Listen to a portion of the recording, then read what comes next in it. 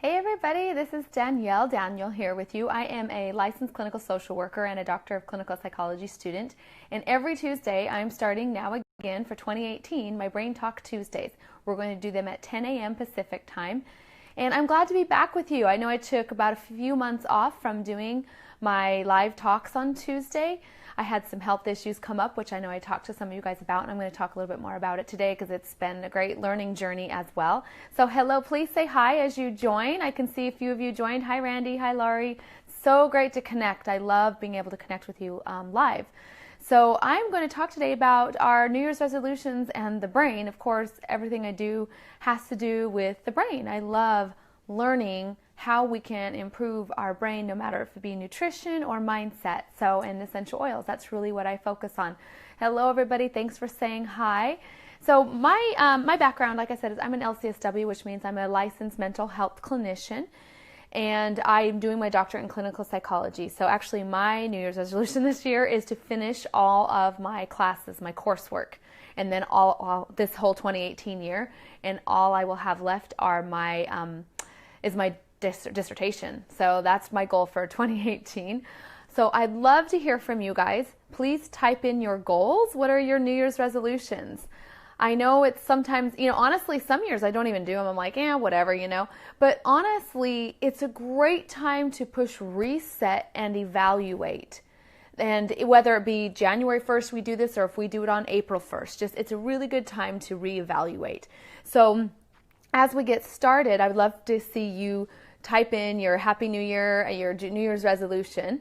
And I also, as someone can be a commenter, some of the things that I talk about, just taking in there, just type in, probably if you're on a computer, it might be easier, but if you're on your phone, that's fine too. Some of the key things that I say, and I'll move this down a little so that the wording is not on my face. There we go. So anyway, if you can type in, if one person or two people want to type in the comments, or the things that I say to help out. Let me just stabilize my phone thing here. Oh, actually I can do this. That'll be easier. Okay, there we go. So that the words aren't on my face. So if you can, like I said, we're going to go into some brain stuff, so if someone can comment some of the tips that I use. And then at the end, I want you to type in something that stuck out to you, because your perspective sometimes on the things that we talk about are super helpful for me and for everybody else. So I love hearing what really stands out to you. So my New Year's resolution, like I talked about, is to finish my doctorate. That's one of them. I've got a couple things.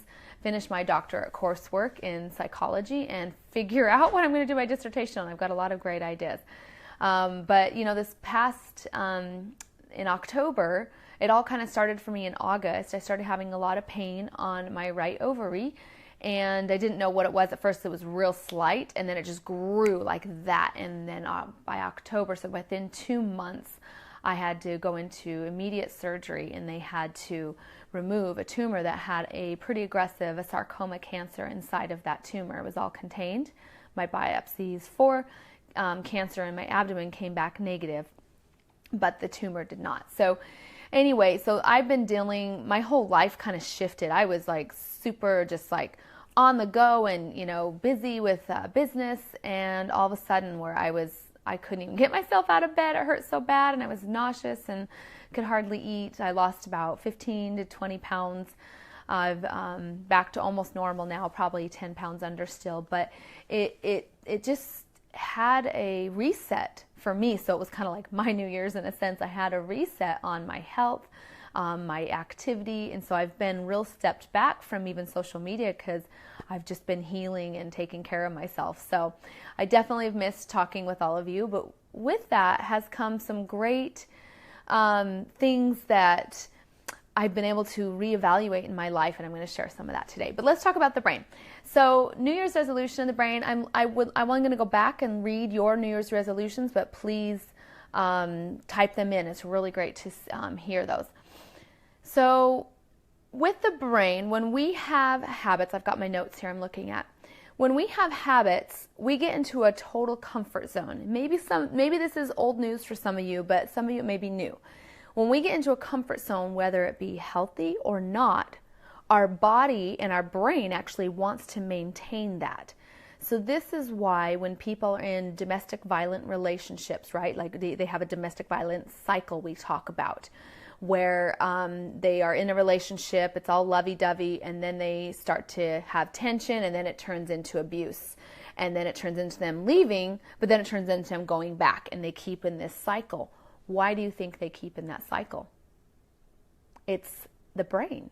There's a comfort zone with it, even though it's unhealthy. So this is why New Year's resolutions are a great time to look at what are those habits that may be unhealthy, that even though they're comfortable, they're unhealthy. So what happens? Let's talk about what happens in the brain. I think when we can understand what happens, it helps you get ahead on what's going on, and it helps you realize what's going on. So first of all, we have something in the brain called the reticular activating system. So this is called the RAS for short. The reticular activating system is where it draws in information, right? Our brain, about 95% is non-conscious activity. 5% is conscious activity, where you're actually thinking about how you're going to respond to someone, or how you're going to, put on your shoes or something like that, which actually becomes more non-conscious. But anyway, your non-conscious activity basically rules your body and your world. And this is why it's so important. I decided to do these at 10 a.m. and this is when my cats are like cray-cray mode, like they're running around crazy. So if you see, like you just did, them running around, that's what's happening. This is my little Liberty. She is the one that goes the craziest, jumps around and everything, and now she's attacking my phone down there. And then little Lincoln is over there. I'll show you him when he comes around too. So these guys are my little joy. They're fun. I see your little hearts going. I know they're way more fun to watch than me, I tell you. Oh, here we got another one. Hey, that's not a scratch pad. It's scratching my couch. So when you get cats, just understand your couch is going to get scratched. Okay, so back on to the reticular activating system. So it takes information that's very, very important to you, no matter what that is, and if it's healthy or not, and it brings it to your attention. The rest, it kind of filters. In fact, reticulum in Latin means little net. So it's like a net, and it just filters, up. Okay, this is important to you, so I'm going to bring it to your attention. So, for example, I used this before, but when I was a teenager and I had a crush on this guy who drove a red Toyota truck. So after that became so, heightened and important to me that I started seeing red Toyota trucks everywhere. Every time one would see, the reticular activating system would say, there's one because it's important to you. And I'd be like, ooh, there's a red Toyota truck. There's another one. And before, I'd never even noticed. But your reticulum, right, your RAS, brings this to your attention. Oh, got a cat pulling on this. I swear, these guys. Okay, leave my cell phone stand alone. I may just have to hold it to keep her away. So anyway, the reticulum does that. Now let's talk about, so if you understand that, then you'll understand why certain things are brought to your attention at times that may be important to you. Like when you have a baby and you wake up to the smallest baby cry in the middle of the night, the mother does, because their brain has just depicted that is something so important to them. It's going to wake them up. It may not wake anybody else up, but it's what's important. It needs to be brought to your attention. So there's that. The other part is okay, so let me go back to my notes here. When you start to make changes, so let's just talk, diet's kind of an easy one to dissect. So let's say you want to change your diet. You want to lose weight or whatever, you just want to change your diet. So you say, okay, I'm going to cut out gluten, or, I'm going to change my diet. I'm going to cut out gluten completely from my life, okay? So when you do that, anytime you start to make a change, your brain has this other system called the dorsal anterior cingulate cortex, okay? So the DACC is what it is for short. The DACC, what it does is it starts to send a stress response to your body when you do something out of your habit, out of your norm. And so that it sends a risk assessment. So that risk assessment will then send a stress signal. It will cause your heart to increase in blood pressure. It'll cause like an anxiety-like response. Hey, this isn't normal for us. Just like the domestic violence cycle. Okay, they leave their partner because of bad abuse, here we've got another cat coming. They leave their partner because of bad abuse, but then they get there to say a healthy and a safe spot, but they start to have this DACC in the brain, right? This risk assessment creating this anxiety. Well, I'm used to him. Well, what if I'm going to meet someone else bad? I don't know how to, it's just, it starts to create these what ifs and this like danger zone. So they go back to what is known. Okay. The DACC does that in the brain. So if you know that's what's happening when you're feeling this anxiousness or this rise and this tension in your body and you want to go back to, your habits, it's because the DACC does this. And it is healthy. It's trying to help us, but when we have unhealthy habits, it can be a detriment. So the ways to overcome that, okay? Thank you. I see Lynn is typing in these things. Thank you so much for typing in the words that I'm saying. It does help our brain when we can see it visually, so I appreciate that. Okay, so I'll go back and be able to read through your comments and stuff later, but during it's really hard if I get distracted by all of those to keep on track. So anyway. Okay, so the DACC, I just talked about that. Let me see where I want to go from here. I've got all my notes here. So there's a couple ways I'm going to give you. So let's just talk about diet. If you want to change like gluten, like I was talking about, first of all, you want to do positive and present tense statements, which I call flip-flop statements. If you want to change your diet, maybe you say, I have a healthy body. That's a positive present statement.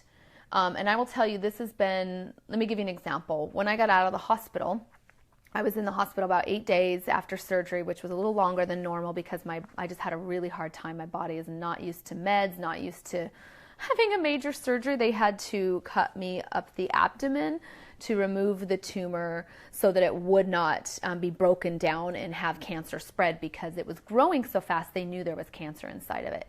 So then they did the wash and they did the biopsies and I had no cancer. And so I left going, yeah, I'm going to be fine. I have no cancer.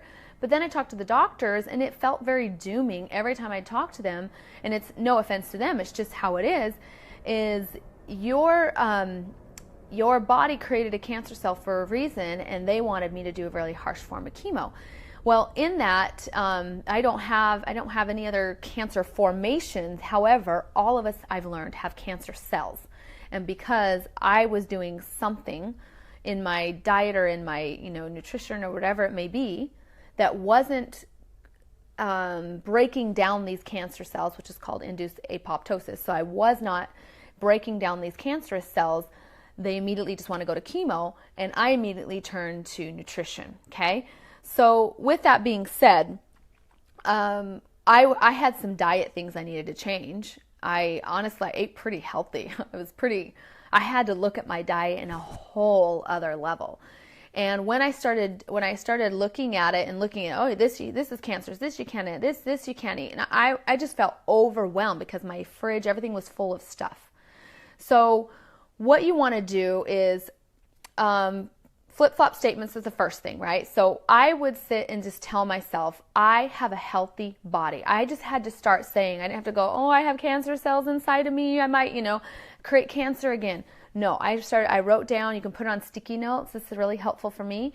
And write down in the positive present tense what you want to accomplish. Not, I want to have a healthy body. I have a healthy body. Okay, so this is very important that you put your New Year's resolution in the positive present tense. Your brain doesn't know the difference. Just like when you watch the movie Top Gun and Goose dies, it's not real, but your brain doesn't know the difference and you cry, right? Top Gun's a great show. So the other thing you want to do, so positive present tense, which are flip-flop statements. The other thing to help and trick the brain is you want to do, or just an easy way to go about this, you want to do things like, let's just talk about diet. You want to do it slowly. You want to do 100%. 100% is easier than 99, but you want to break it down so that one thing is 100%. So when I say, let's go back to the gluten. Let's say you want to cut out gluten, because gluten, unfortunately, how it is processed in our society is not healthy for you. Wheat, if it was its whole kernel, non-GMO, and normal chromosomes, and you have the whole wheat, you grind it and you make a bread right then and there, that's super healthy, but it's very hard to get that these days. So gluten is actually very difficult on the brain and mental health disorders. So let's talk about gluten, or how to break down gluten. So if you want to switch out gluten, that's hard when you've been used to a diet with pasta and breads and crackers. I mean, it's in everything. It's even in your, salad dressings. So what you want to do, an easy way to do this is start with like pasta. Okay? Don't just say, I'm going to cut out all gluten all at once. You can say that. If you think you can do it, then do it. But a way to do 100% instead of 100% gluten-free all at the same time is do one thing 100%. So that would be pasta, and just focus on pasta. How can I replace pasta? What can I replace pasta with? Like I have these quinoa pasta that's amazing gluten-free. There's edamame pasta. Just start looking at these staples that you're used to and find a healthy alternative for it. And then once you kind of got the pasta down, it's just second nature, like your habit has changed. It's not a big deal to you anymore. Once you have that down, then go, okay, I'm ready to tackle crackers. And maybe I think bread's a hard one for people. So maybe, thank you, Kathy, for writing that. One thing, 100%, and Lynn. Tackle crackers. What can I find that's crackers that are, gluten-free, that I can replace with my habits of eating cheese and crackers or something like that?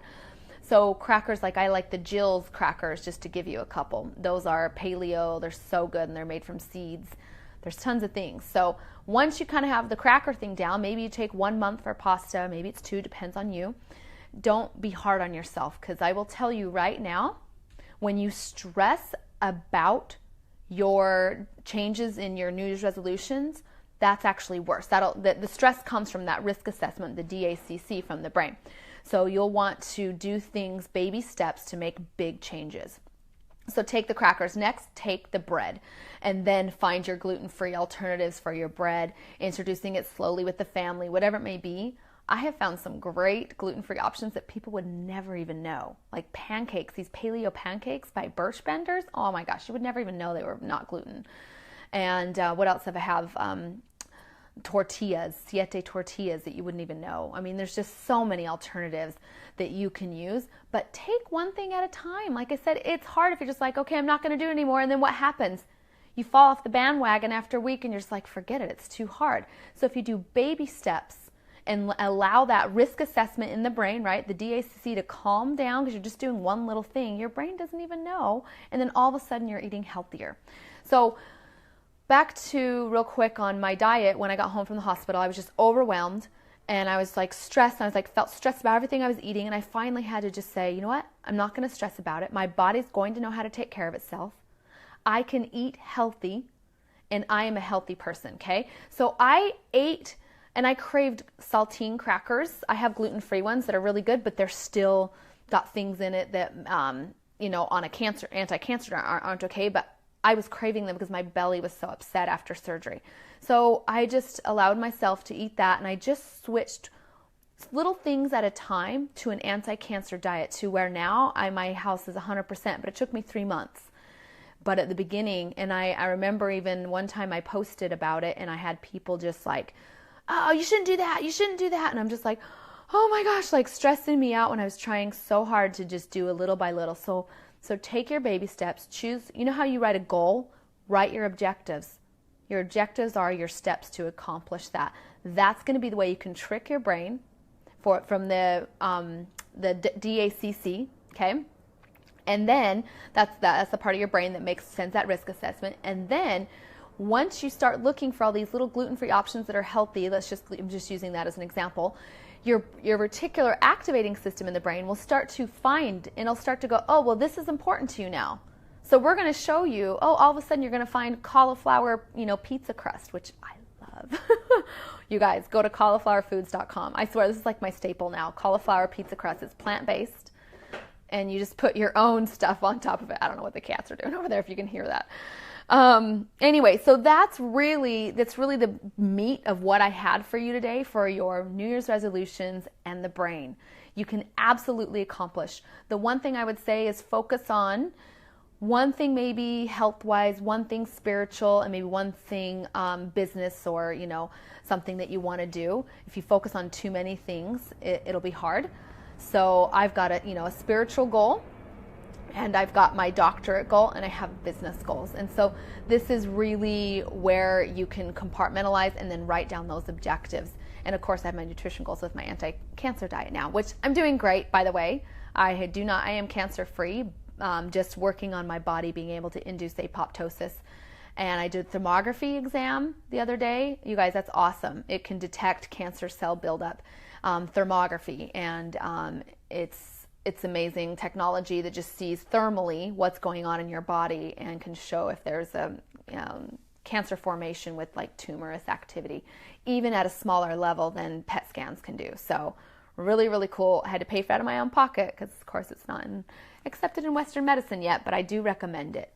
Okay, so let me just look at my notes, make sure I didn't forget anything major that I wanted to tell you guys. Oh, some quotes. So let's just end on this. And right now, what I'd like you to do, someone asked if I did chemotherapy. No, I did not do chemotherapy. I'm doing nutrition and the thermography exam to keep every 3 months to keep seeing where my body's at, and if there's any more growth, which at this point there's not. If there is, then I'll look at other measures. But at this point, I'm just doing diet, which is 100% sugar-free. I'm not doing any sugars, and then things that are high glycemic, like even potatoes and rice and things like that have a high glycemic index, I'm not doing, because cancer cells have sugar receptor sites. So I can go into this another time more, but sugar is like the main thing that just makes it go boom, makes it go on crack. So I'm not doing any of that.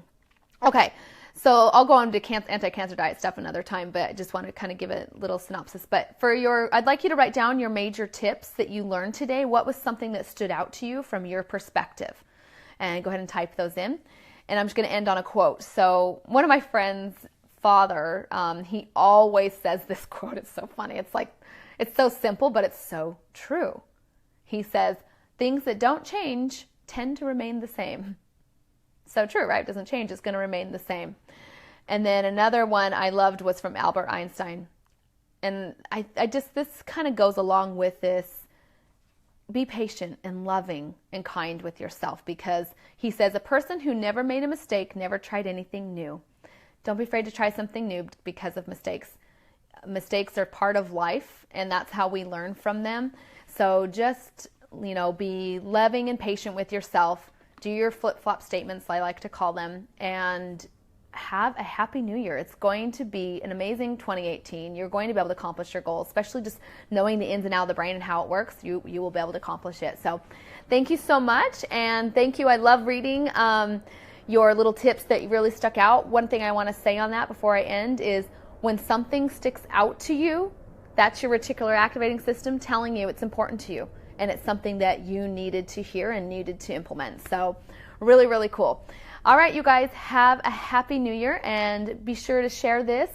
And also that I'll be doing these Brain Talk Tuesdays every single Tuesday on a different subject. Next week, I'm going to talk about copaiba essential oil and how it works in the brain. That was something I wanted to do before I went into surgery and had to go dark for a little bit. So I'm super happy to be back with you guys and back on track with healthy subjects for the brain. All right. Thank you, everybody. And Cauliflower Food website, I think it's cauliflowerfoods.com. If you just Google that, you'll find it. They're amazing. So, yep. Good to be back with you guys. Have a happy new year. Bye.